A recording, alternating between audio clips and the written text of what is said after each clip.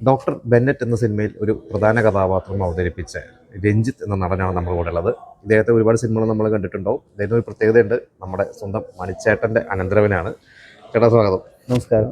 അപ്പോൾ ആദ്യം ബെന്നറ്റിനെ കുറിച്ച് തുടങ്ങാം. ബെന്നറ്റിൽ എന്താണ് കഥാപാത്രം? ബെന്നറ്റ് എന്ന് പറഞ്ഞ ബെന്നറ്റ് എന്ന് പറഞ്ഞ നായകന്റെ കൂട്ടുകാരനായിട്ടാണ് ജീൻസ് ചെയ്യുന്ന കഥാപാത്രം. ജീൻസ് കൂട്ടുകാരനായിട്ടാണ് അഭിനയിക്കുന്നത്. രണ്ട് ടൈപ്പ് ഉണ്ട്. അതൊരു കോളേജ് കാലഘട്ടമുണ്ട്, പിന്നെ അതിനുശേഷം വലുതായി കഴിയുമ്പോഴുള്ള രണ്ട് ഗെറ്റപ്പ് ഉണ്ട്. അപ്പോൾ ഈ പറഞ്ഞ പോലെ മണിച്ചേട്ടൻ്റെ ചേച്ചിയുടെ മകനാണ്. അപ്പോൾ അഭിനയം തുടങ്ങിയിട്ട് ഇപ്പോൾ ശരിക്ക് എത്ര സിനിമകൾ ഇപ്പോൾ അഭിനയിച്ചു? ഞാനിപ്പോൾ ഏഴാമത്തെ സിനിമയാണ് ഈ സിനിമ അഭിനയിക്കുന്നത്. ആദ്യത്തെ സിനിമ ഏതാണ്? ആദ്യമായിട്ട് അഭിനയിച്ച് വള്ളിക്കെട്ട് എന്ന് പറഞ്ഞ പടമായിരുന്നു. ജിബിൻ സാർ ഡയറക്റ്റ് ചെയ്തൊരു പടം. അത് മമ്മൂക്കയുടെ സഹോദരി പുത്രൻ അഷ്കർ നായകനായ. ഏത് വർഷമായിരുന്നു? അത് 2019 റിലീസായത്. അതാണ് ആദ്യത്തെ സിനിമ. അപ്പൊ ഈ പറയുന്ന സിനിമയിലോട്ടുള്ള അല്ലെങ്കിൽ ഒരു അഭിനയത്തിലോട്ടുള്ള വരവ് നമ്മുടെ മണിച്ചേട്ടനൊക്കെ സിനിമയിൽ വന്ന ശേഷം കണ്ടുവന്നതാണോ, അതോ ഈ പറഞ്ഞ ഒരു സ്റ്റേജ് മിമിക്രിയൊക്കെ മണിച്ചേട്ടനൊക്കെ പോലെ ഉണ്ടോ? നിങ്ങളുടെ കുടുംബത്തിലെ എല്ലാവരും കലാകാരന്മാരാണ്. മിമിക്രി കലാകാരനാണ്. ഞാൻ കലാഭവനിൽ കുറച്ചാൾ പ്രോഗ്രാം ചെയ്യുന്നുണ്ടായിരുന്നു. മെഗാ ഷോയുടെ ഗ്യാപ്പ് പ്രോഗ്രാം ചെയ്യുന്നുണ്ടായിരുന്നു. പിന്നെ മനോരമയിൽ കോമഡി ഫെസ്റ്റിവൽ എന്ന പ്രോഗ്രാമിൽ കൊച്ചിൻ വാരിയേഴ്സ് എന്ന് പറഞ്ഞ ടീമിൽ സീസൺ 1 മത്സരിച്ചിട്ടുണ്ടായിരുന്നു. പിന്നെ അങ്ങനെയാണ് മാമൻ സിനിമകളുള്ള സമയത്ത് ഞാൻ മിമിക്രി പരിപാടികളൊക്കെ സ്കൂൾ കാലഘട്ടം. ഞാൻ 6ാം ക്ലാസ്സിൽ പഠിക്കുന്ന സമയത്ത് മണിമാൻ അക്ഷരം എന്ന് പറഞ്ഞ പടത്തിൽ 7 പഠിക്കുന്ന സമയത്ത് സിബിസാറിൻ്റെ. അതിപ്പോഴും നല്ല ഓർമ്മയാണ് നമുക്ക്. പിന്നെ സല്ലാപം കാണാൻ പോയതൊക്കെ ഭയങ്കര ഓർമ്മയാണ്. അന്ന് സിനിമാ നടന്മാരെന്ന് പറഞ്ഞു കഴിഞ്ഞാൽ നമുക്ക് കാണാൻ, ഇന്നിപ്പോൾ ഏത് സിനിമാ നടന്മാരും നമ്മുടെ ജംഗ്ഷനിൽ ഇറങ്ങി കഴിഞ്ഞ ഒരു സിനിമ നടനെ കാണാമെന്നുള്ളൊരു അവസ്ഥ. അന്ന് വളരെ ചുരുക്കം ആൾക്കാർ മാത്രമേ ഉള്ളൂ ഈ സിനിമയിലേക്ക് എത്തിപ്പെടുക എന്ന് പറയുന്നത്. ആ കാലഘട്ടത്തിൽ മാമൻ വീഴുമ്പോൾ അതിൻ്റെ ഒരു ആങ്സൈറ്റി ഒക്കെ നമുക്കുണ്ട്. പ്രത്യേകിച്ച് മാമനെ സ്ക്രീനിൽ കാണുക എന്നൊക്കെ പറയുമ്പോൾ ഒരു ഭയങ്കര ഒരു ഇതായിരുന്നു. ആ ഒരു ഇൻസ്പിറേഷൻ, പ്രചോദനമാണ് മണിമാൻ. മിമിക്രിയിലായാലും ഇപ്പം ജീവിതത്തിലായാലും നമുക്ക് ഭയങ്കര പ്രചോദനമാണ്. പക്ഷെ അന്ന് ഈ പറഞ്ഞ മണിച്ചേട്ടൻ തിളങ്ങി നിൽക്കുന്ന ഒരു സമയത്തല്ല സിനിമയിൽ വന്നത്. പോയ ശേഷം ആ സമയത്ത് എന്തുകൊണ്ടാണ് അതൊരു ശ്രമിച്ചില്ലേ? ശരിക്കും പേടിയായിരുന്നു മണിമാൻ്റെ അടുത്ത് ചോദിക്കാൻ. അതൊരു അതിൻ്റെ പ്രതിഭയാണ്. നമുക്ക് പാട്ട് പാടും, മിമിക്രി എന്തും ചെയ്യുമല്ലോ, അഭിനയമാണ്. ഞാൻ മിമിക്രി ചെയ്യുന്ന ആളെന്നെ വാച്ച് ചെയ്തുകൊണ്ടിരിക്കുകയായിരുന്നു. ആള് വലിയ രീതിയിലുള്ള സപ്പോർട്ടൊന്നും ആ കാലഘട്ടത്തിൽ സജീവമായ സമയത്ത് തന്നെയാണ് കലാഭവനിലും ഒക്കെ ആള് ഭയങ്കരമായിട്ട് സജീവമായ സമയത്ത്. ഞാൻ 2010 തുടങ്ങി ഒരു 15 കാലഘട്ടം വരെ ഈ പറഞ്ഞ കലാഭവനിൽ മെഗാഷോൻ്റെ പ്രോഗ്രാം ചെയ്യുന്നുണ്ടായിരുന്നു. അതൊക്കെ മാമനറിയായിരുന്നു. മാമൻ അതൊക്കെ വാച്ച് ചെയ്യുന്നുണ്ടായിരുന്നു. പക്ഷെ എനിക്ക് ആളുടെ അടുത്ത് പറയാനായിട്ടുള്ളൊരു പേടി. അഭിനയിക്കണം എന്നുള്ള ഭയങ്കര മോഹമുണ്ട്, പക്ഷെ പറയാൻ ഭയങ്കര പേടിയും എന്തൊക്കെയാണെന്ന്. പക്ഷെ ആളിതൊക്കെ എല്ലാം അറിയായിരുന്നു. പിന്നെ ആള് പെട്ടതിനാണ്, അറിയാലോ, നമ്മളെല്ലാം വിട്ടുപിരിഞ്ഞ് പോയത്. ആ വിയോഗം ഇപ്പോഴും നമുക്കത് അംഗീകരിക്കാൻ പറ്റാത്തൊരു കാര്യം. അപ്പോൾ ആ സമയത്ത് അതിന് ശേഷമാണ് ഞാനൊരു ആൽബത്തിൽ അഭിനയിക്കുന്നത്, ഒരു ഷോർട്ട് ഫിലിമിൽ, കോമർ എന്നൊരു ഷോർട്ട് ഫിലിമിലൊക്കെ അഭിനയിക്കുന്നത്. അതാണ് എൻ്റെ ജീവിതത്തിലൊരു ടേണിംഗ് പോയിന്റ്. അതായത് അഭിനയ ജീവിതത്തിൽ എനിക്ക് ബെസ്റ്റ് ആക്ടർ അവാർഡ് കിട്ടിയത് കോമർ എന്നുള്ള ഷോർട്ട് ഫിലിമിൽ. അത് ഡയറക്റ്റ് ചെയ്ത് വിജയകൃഷ്ണൻ എന്ന് പറഞ്ഞ ഒരു ഡയറക്ടറായിരുന്നു.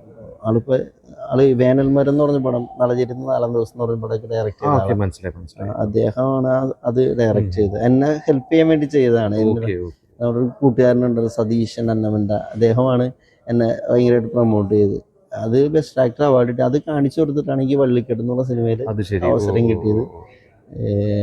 ഇപ്പം അടുത്ത് റിലീസായത് രാജകന്യക എന്ന് പറയുന്നൊരു സിനിമയിൽ ഞാൻ നല്ലൊരു കഥാപാത്രത്തെ അവതരിപ്പിച്ചാണ്. അതൊരു മാതാവിനെ ബേസ് ചെയ്യുന്നൊരു പടമാണ്. ക്രിസ്ത്യൻ സഭയൊക്കെ ഭയങ്കരമായിട്ട് സപ്പോർട്ട് ചെയ്തൊരു സിനിമയാണ്. അതൊരു വില്ലൻ വേഷമാണ് ചെയ്തത്. 2 ഗെറ്റപ്പ്. എനിക്ക് നല്ലോണം താടിയൊക്കെ ഉണ്ടായിരുന്നു സമയത്ത്. നല്ല താടിയുള്ളതും 2 ഗെറ്റപ്പ് ഉണ്ടായിരുന്നു. അതിലേക്ക് എന്നെ കാസ്റ്റ് ചെയ്തും എന്നെ അതിലേക്ക് ഡയറക്ടറിനെ പരിചയപ്പെടുത്തും. ഈ സിനിമയിലേക്കും എന്നെ പരിചയപ്പെടുത്തും മനോജ് അങ്കമാലി എന്ന് പറഞ്ഞ മേക്കപ്പ് മാനാണ്. മനോജേട്ടനാണ്, നല്ല സുഹൃത്താണ്, ഒരു ജ്യേഷ്ഠനാണ്. അദ്ദേഹമാണ് ഇങ്ങനെയുള്ള ആളുണ്ടെന്ന് പറഞ്ഞ് പരിചയപ്പെടുത്തുക. ഇപ്പം ഈ സാബു സാറിനെ ആയാലും രാജകന്യയുടെ ഡയറക്ടർ വിക്ടർ സാറിനൊക്കെ പരിചയപ്പെടുത്തി ഈ മനോജ് അങ്കമാലിയാണ്. എനിക്ക് തീർത്ത ഒരു കടപ്പാടുണ്ട് അദ്ദേഹത്തിൻ്റെ അടുത്ത്. അപ്പോൾ ഈ സിനിമയിലൊക്കെ അഭിനയിച്ചു മണിച്ചേട്ടൻ പോയ ശേഷമാണ് സിനിമയിൽ വരുന്നത്, സജീവമാണത്. അപ്പോൾ അന്ന് മണിച്ചേട്ടൻ്റെ കൂടെ പ്രവർത്തിച്ചവരൊക്കെ ചേട്ടൻ്റെ കൂടെ വർക്ക് ചെയ്യുന്നുണ്ട്. അപ്പം അവർക്കൊക്കെ ഒരു പ്രത്യേക സ്നേഹം ഉണ്ടാവുമല്ലോ. എങ്ങനെയാണ് അത്, ആ ഒരു അനുഭവം? അത് ഭയങ്കര അനുഭവം എന്ന് വെച്ച് കഴിഞ്ഞാൽ നമുക്ക് എവിടെ ചെല്ലുമ്പോഴും ഞാൻ ആദ്യം അങ്ങനെയൊന്നും പറയാറില്ല. അപ്പോൾ ആരെങ്കിലും നമ്മൾ പരിചയപ്പെടുന്ന മനുഷ്യൻ്റെ വെങ്ങടെ മോനാണെന്നൊക്കെ പറഞ്ഞു കഴിയുമ്പോൾ അത്ര നേരം കണ്ട ഒരു അല്ല, അവർക്കൊരു സ്നേഹവും. ചില സാധാരണക്കാരായി ഞാൻ മിമിക്രി കളിക്കാൻ പ്രോഗ്രാമിനൊക്കെ പോണ സമയത്ത് അത് നമ്മൾ അതിശയിപ്പിക്കുന്ന രീതിയിലുള്ള പ്രതികരണമാണ് ഓരോരുത്തരും. മാമൻ്റെ പാട്ടുകളൊക്കെ പാടുന്ന സമയത്തൊക്കെ ആയാലും ഭയങ്കര എന്താ പറയുക, മാമൻ ഒരിക്കലും മറക്കില്ല, ഒരു കാലത്തും മലയാളികൾ മറക്കില്ല. ഈ കലാകാരന്മാരും സ്റ്റേജും ഉള്ളിടത്തോളം കാലം മണിമാനെ മറക്കില്ല എന്നുള്ളതാണ് ഓർമ്മയിൽ നിൽക്കുന്ന ഞങ്ങൾ കുറേ ക്യാരക്ടേഴ്സ് ഉണ്ട്. അത് മലയാളം മാത്രമല്ല എല്ലാ ഭാഷയിലും അദ്ദേഹം ചെയ്തിട്ടുണ്ട്. ഇപ്പൊ ജെമിനിയൊക്കെ നമുക്ക് ഒരിക്കലും മറക്കാൻ പറ്റില്ല, ജെമിനിയിലേക്ക് ഞെട്ടിച്ചിട്ടുണ്ട്. അപ്പൊ ഞാൻ പറഞ്ഞ അങ്ങനെ ഓർമ്മയിൽ നിൽക്കുന്ന അല്ലെങ്കിൽ കൂടുതൽ കണ്ടിട്ടുള്ള സിനിമകൾ അല്ലെങ്കിൽ കൂടുതൽ കണ്ടിട്ടുള്ള കഥാപാത്രങ്ങൾ, അതായത് ആ കഥാപാത്രം കാണാൻ വേണ്ടിയ സിനിമ വീണ്ടും വീണ്ടും കാണും. അങ്ങനെ ഒരു 1-2 കഥാപാത്രങ്ങൾ പറഞ്ഞാൽ ഏതായിരിക്കും? മണിമാൻ്റെ. അതെ അതെ, എനിക്ക് ഒരുപാട് പടങ്ങളുണ്ട്. അതിലെനിക്ക് എസ്പെഷ്യലി തോന്നിയ ഒരു പടമാണ് 1000-ൽ-1 എന്ന് പറഞ്ഞ പടത്തിൽ. കുറച്ച് വൈകി റിലീസ്. അത് ഞാനന്ന് തിരുവനന്തപുരത്ത് പഠിക്കുന്ന സമയത്ത് 2004 ഞാൻ തിരുവനന്തപുരത്ത് നിന്ന് IT അവിടെ പഠിക്കുന്ന സമയത്താണ് മണിമാൻ്റെ ഷൂട്ട് അവിടെ ഉണ്ടായിരുന്നു. അങ്ങനെ ഞാൻ സിബി സാർ ഡയറക്ടർ, ഞാൻ അന്ന് അവിടെ പോയിട്ടുണ്ടായിരുന്നു. ആ ലൊക്കേഷനിൽ ആ പാട്ട് സീൻ, കുതിരമാളികയിൽ പാട്ട് സീൻ്റെ സമയത്ത് പോയിട്ടുണ്ടായിരുന്നു. പിന്നെ അതിനുശേഷം ആ സിനിമ റിലീസായത് 2009 റിലീസായത്. ആ സിനിമ കണ്ടിട്ട് ഞാൻ ഭയങ്കരമായിട്ട് കരഞ്ഞ. അത്ര നല്ല സിനിമയാണ്, നല്ല രസമായിട്ട് ഡയറക്ടർ മാമ നല്ല രീതിയിൽ അഭിനയിച്ചിട്ടുണ്ട്. ആ പടം കണ്ടു കഴിഞ്ഞിട്ട് ഞാൻ സുരഭിയിൽ പടം കഴിഞ്ഞിട്ട് ഇൻ്റർവെല്ലിന് മണിമാനെ വിളിക്കുന്നു. മണിമാൻ ഞാൻ പടം കണ്ടുകൊണ്ടിരിക്കുക എന്ന് പറയാണ്, ഇൻ്റർവെല്ലിൽ ഒരു എത്തി എന്ന് പറയുന്നത്. ആ ശരി, ഇൻ്റർവെല്ലിൽ കഴിഞ്ഞിട്ട് അടിപൊളി സീനുകളൊക്കെ ഉണ്ട്, നീ അത് കാണണം എന്ന് പറയാം. അല്ല എന്നിട്ട് നീ വന്ന് പറയണേ. ഞാൻ ആ പടം കണ്ടു കഴിഞ്ഞ് ഇറങ്ങിയിട്ട് വണ്ടി എടുത്ത് എനിക്ക് എങ്ങനെ മാമൻ്റെ അടുത്ത് എത്തിയാൽ മതി എന്നുള്ളതാണ്. ഞാനവിടെ ചെന്ന് അപ്പോൾ പാടിയിൽ കുറേ ആൾക്കാരുണ്ട്. ഞാൻ വണ്ടി വെച്ചിട്ട് ഓടി അങ്ങോട്ട് ചെന്നു, മാമനെ ചെന്ന് അങ്ങോട്ട് കെട്ടി അങ്ങോട്ട് പിടിച്ച് കരഞ്ഞു ഞാൻ. എന്നിട്ട് പറഞ്ഞു, മാമ ഈ പടം ഇത് ഇത്രയും കാലമായിട്ട് റിലീസാവാതിരുന്നത്, ഇത് എന്തൊരു നല്ല പടമായിരുന്നു മാമ എന്നൊക്കെ പറഞ്ഞത് ഭയങ്കരമായിട്ട്. അല്ല ആ സമയത്ത് അങ്ങനെയാണ് ഇങ്ങനെയാണെന്നൊക്കെ പറഞ്ഞ് എനിക്ക് ആ ഒരു ഓർമ്മ. പുള്ളിയും കരഞ്ഞോട്ടെ കേട്ടു.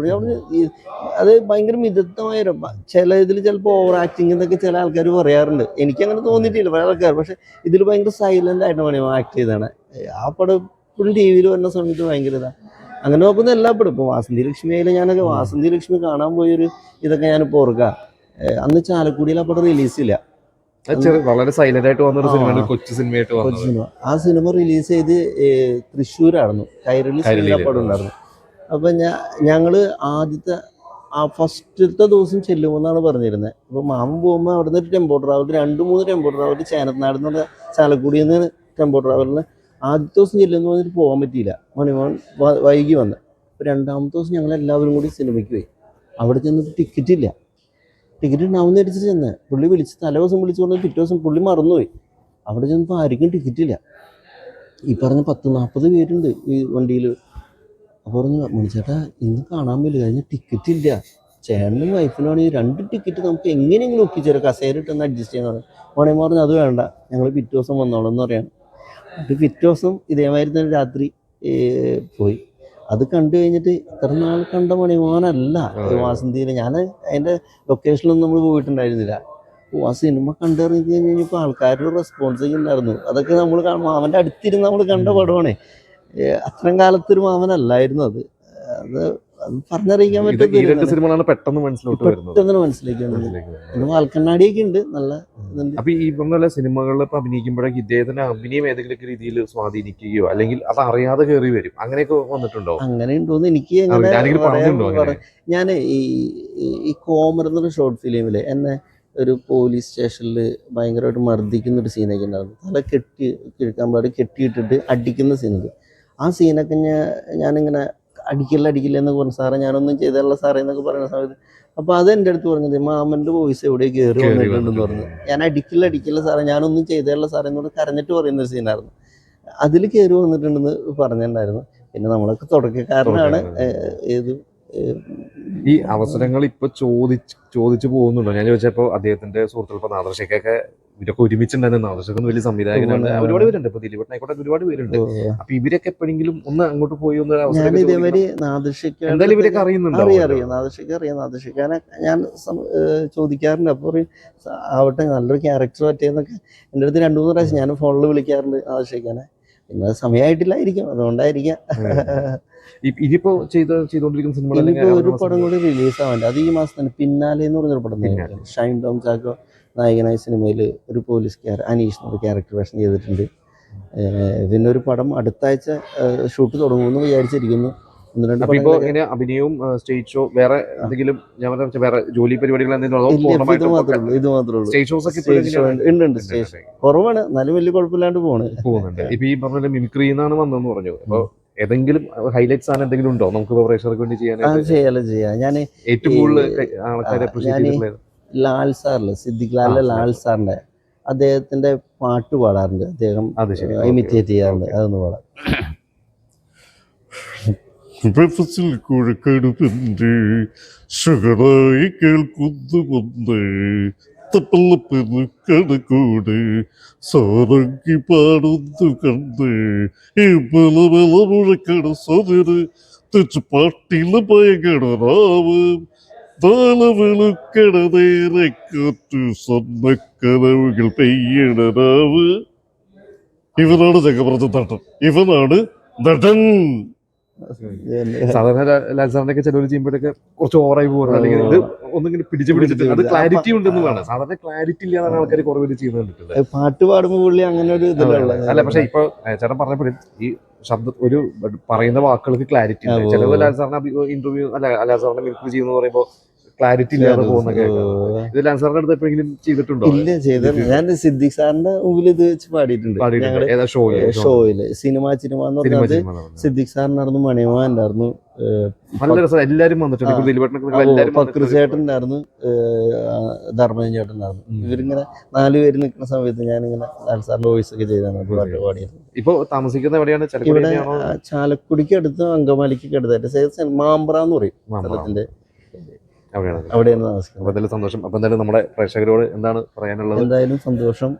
എന്നെ ഈ ഒരു എളിയ കലാകാരനെ ഇങ്ങനെ ഒരു പ്രൊമോഷൻ വർക്കിന് വേണ്ടി കൂടെ ചേർത്തതിലും, പ്രത്യേകിച്ച് ഡോക്ടർ ബെന്നറ്റ് എന്ന സിനിമയിൽ അദ്ദേഹത്തിൻ്റെ കൂട്ടുകാരനായി ഡോക്ടർ ബെന്നറ്റ് എന്ന് പറയുന്ന കഥാപാത്രത്തിൻ്റെ കൂട്ടുകാരനായി ടോണി എന്ന് പറയുന്ന കഥാപാത്രത്തെ അവതരിപ്പിച്ചിട്ടുണ്ട്.